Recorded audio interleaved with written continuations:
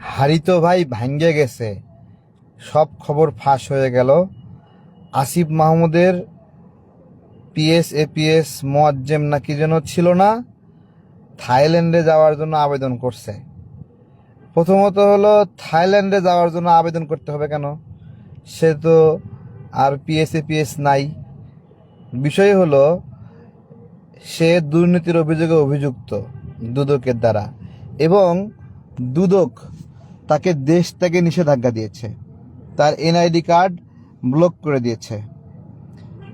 একবারে সব কট, বুঝতে পারতেছেন না আপনারা?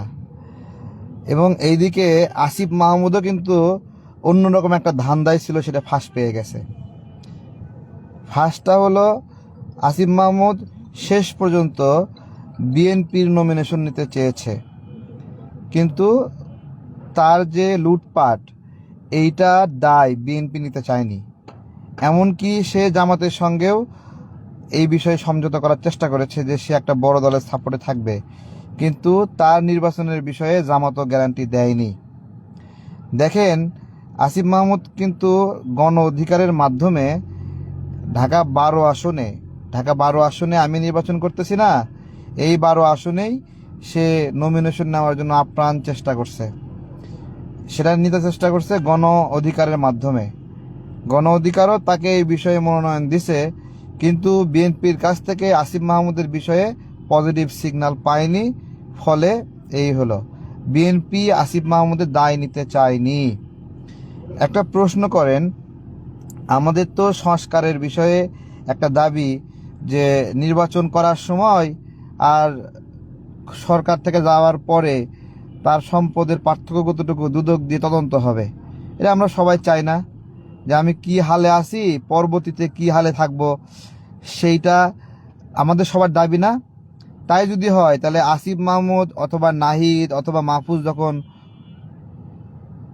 ক্ষমতা থেকে নামলো, তখন এদের অর্থনৈতিক বিষয়ে তদন্ত হলো না কেন?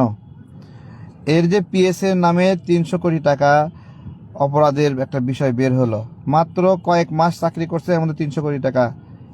চিন্তা করতে পারেন? তাহলে পিএস এর যদি এই অবস্থা হয়, তাহলে পিএস এর মালিকের কতটুকু অবস্থা? আপনাদেরকে একটা কথা বলি, এরা কথায় কথায় একটা যুক্তি দেয় যে ওদের জন্য নাকি আমরা কথা বলতে পারি। যে কেউ একটা কোনো জায়গায় প্রতিবাদ করলে ওই একটা যুক্তি দেয়, আমাদের জন্য আপনারা কথা বলতে পারেন, এরকম একটা। আচ্ছা, ওরা জুলাই করছে, আমরা কি মানে হলো জুন করছি নাকি? ওরা জুলাই করছে, আমরা কি মার্চ করছি নাকি? বা আমরা এপ্রিল করছি? ওরা জুলাই করছে, জনগণ জুলাই করছে। ও সেরা জুতা পরে চলতো, এরপরে 30-40 হাজার টাকা দামের জুতা পরে ঘোরে। তো তাহলে জনগণের পাপ কি, জনগণের ভাগ্যের কি পরিবর্তন হলো? কর ন্যায়পাল নামে একটা ব্যবস্থা আছে। কর ন্যায়পাল মন্ত্রী এমপিদের ধরতে পারবে ভুল, তাহলে দুর্নীতি ধরতে পারবে। এই ব্যবস্থার প্রণয়ন করতে চায় এই সরকার। তো খুব ভালো, কর ন্যায়পাল এই সরকারের সময় থেকে নিয়োগ দেও না কেন? তোমাদের উপর থেকেই পরীক্ষা চলুক আগে। কি ভাই, পরীক্ষা যে নিয়ম করতে চায়, এর উপর একটু পরীক্ষা চললে কেমন হবে? তো এটা চলতেছে লুটপাট। গুলশানের তদন্ত তো এটা বাইরে হলোই, আসিফ মাহমুদের সম্পৃক্ততা। ও কিন্তু দেখেন, আসিফ কিন্তু গুলশানের চাঁদাবাজির ঘটনায় উপরা যখন গ্রেপ্তার হলো, তখন আসিফ মাহমুদ সেখানে ছিল।